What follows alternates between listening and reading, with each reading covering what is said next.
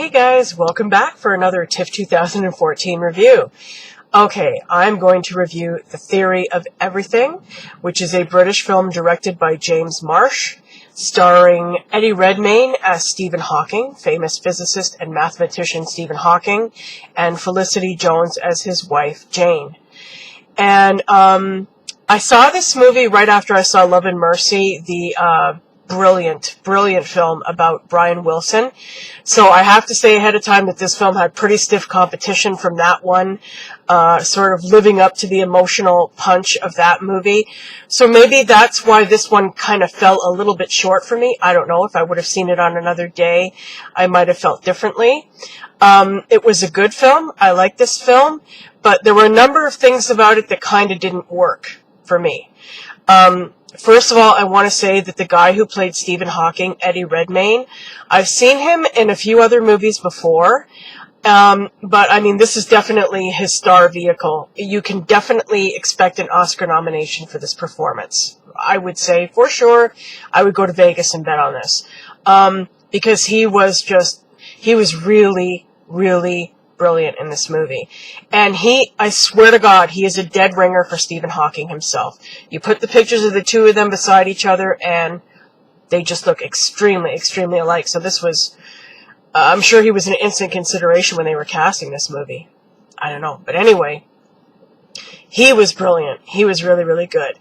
However, the woman who played his wife, Jane, Felicity Jones, although she's a very, very capable, competent actress, don't have any problems with her acting at all, there was just zero chemistry between them in this movie. It did not work. For me, it did not work at all. There was just nothing between them. I could not feel any emotional connection or whatever between the two of them when they were in scenes together.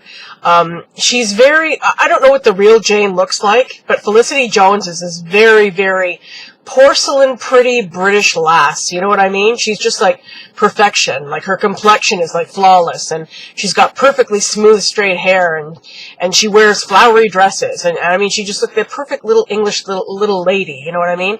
So I don't know what the real what his wife looks like in real life. I didn't get on here to check any pictures or anything like that. But I just, I did not buy, like, this film chronicles, like, when they first meet at Cambridge in the 60s. I think it was 1963 when he was first at Cambridge, and she was as well. They were both students there. He's, of course, a science major. He's going for his PhD in physics, and she, I believe, was an English major, and they meet at a party, and they start chatting, and they develop this relationship. Well, I don't know, the scenes between them for me just did not work at all. Like, I mean, I'm looking at her, I'm looking at him and thinking, no way, like I said, I don't know what the real Jane, what his wife looked like, so, I can't say, but I just did not buy it. I did not buy, that somebody who looked like that would have gone for a guy like that. So I don't know if they just prettied her up for the movie to get like to get a, what's the word? A camera-friendly actress, to play the part so people would go see the movie. I don't know. I'm sorry if that sounds bad. I don't mean it to sound bad. But, but I just did not buy that somebody who looked like that would have gone for a guy like him. But anyway, so they meet at Cambridge in the early 60s. They develop this relationship, and they get married. And, pardon me, I kind of forgot an important part here. Before they get married, he starts having problems. He has problems walking. He's having a little bit of problems writing. His hand is kind of like twisting up. He's starting to have these symptoms of this motor neuron disease that he was later diagnosed with. And then he gets the diagnosis one day after he's walking across campus, and he trips and he falls on his face and injures himself really badly. Hits his head right on the pavement. So he's being checked out in the hospital, and then he finds out he has this terrible disease. And he's told he only has 2 years to live. He's going to lose all control of his muscles, all that. If you guys know about Stephen Hawking, you know what he has. Now he's in a wheelchair. He can't speak. He can only communicate through this computer that has like a voice box, and he types in whatever he wants to say, and then the computer speaks for him in this robotic voice, right? But anyway, when the movie starts, he hadn't yet been diagnosed, but as the movie goes along, maybe about the first 45 minutes or so, I would say he finds out he has this disease, and he thinks he's got a death sentence because he's told he only has 2 years to live. And, but anyway, so she finds this out and says, I love you and I want to be with you however long we have. So they get married. And then, the movie is more about the relationship between them. They have children. They had 3 children together, him and her. And, obviously it didn't affect certain other parts of him. And, he's, as the movie goes along, he's getting more and more disabled, and it's getting harder and harder for her to cope, getting harder and harder for her to, help him, and she's getting frustrated, so, she meets this other guy, and they kind of have a relationship, but it's kind of like, a friendship between all 3 of them, but then, of course, they develop feelings for each other, and she kind of has an affair, and then, so, I don't want to give away all the details of the plot here, but basically it's about the relationship between him and her, and then how his illness progressed, and how he became, so disabled. And the main feature of this movie is the performance of Eddie Redmayne as Stephen Hawking. Like I said, he did an incredible job. I really enjoyed seeing David Thewlis. He plays his professor. I guess his supervising professor or whatever when he first was in school, and they became great friends later on after he got his PhD. They continued staying, in contact. A lot of faces I recognize. I don't know the actors' names, but a lot of British actors' faces that I recognize were in this movie. I don't know. To me, this movie was a little bit. I was struggling to find the words. A lot of kind of cliche, like shots of the stars, because he's this physicist, and he wrote this book called The Brief History of Time about black holes and the beginning of the universe and all that. So there's all these like panoramic shots of the stars and stuff like that, and it's kind of exactly what you would expect, right? And that kind of disappointed me. Like, a lot of it was very formula. That's what I was looking for.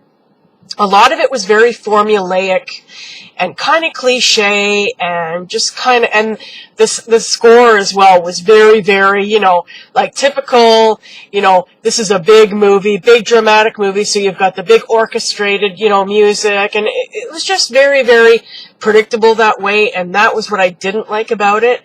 But that's kind of apples and oranges, because it was a very good film. The story, how can you beat the story about this incredible man? He's 72 years old now, and he remarried, another woman. He also met another woman when he was in the wheelchair, and when he was, at his worst, when, he couldn't speak. This woman finally came to help care for him, and they fell in love, and, so he remarried her. And so he's still living. Imagine that. He was given a diagnosis of 2 years to live, and the guy is 72 years old now, and he's like the most famous, scientist in the world, right? And but there were a couple of scenes. Well, one scene in particular two. Sorry. Right at the end of the movie, he's giving this speaking gig at this. I'm not sure if it's a university or whatever, and it was a really beautiful, emotional scene. It really, really touched me, because he was like answering questions from the audience, and somebody asked him, "What is your philosophy of life?" And I don't want to give away anything about the scene, but kind of like time reverses. It was really, really well done. This montage was beautifully done, like time reversed, and you saw the whole movie kind of like go backwards from, the way he was then to when they first met in Cambridge and everything. And it was just, that was his theory, right? That time reverses when you go into this black hole, time just goes backwards, and it was like that was his whole thing, right? And I thought that was really, really well done.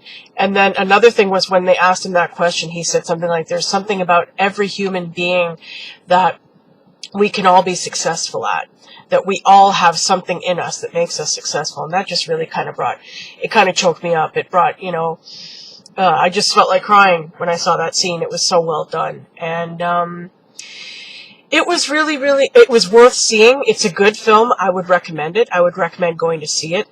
Mostly for him, mostly for Eddie Redmayne's performance, but also for the story of Stephen Hawking. It's an incredible story, and it should be seen.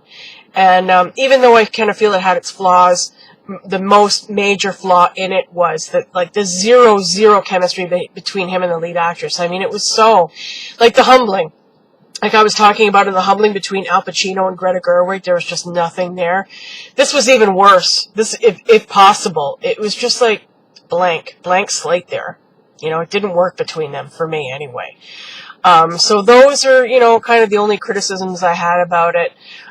Like I said, a little formulaic, a little cliche in places, but, you know, for him, seeing Eddie Redmayne perform Stephen Hawking, the way when you see him, it'll blow you away how similar the two of them are.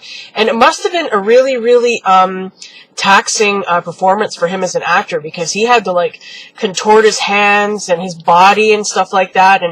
And even when he's trying to speak at certain parts in the movie, like, he has trouble speaking and he has to, like, you know, do that voice, like that strained, garbled voice. I mean, that must have been extremely difficult to do, and he pulled it off magnificently. So, I would highly recommend this movie because of him, and the story, despite, like I said, its somewhat minor flaws. Okay, so I hope you guys enjoyed this review, and come on back, because I'll have a lot more for you, as you know. Thank you for watching, and I'll see you soon. Bye for now.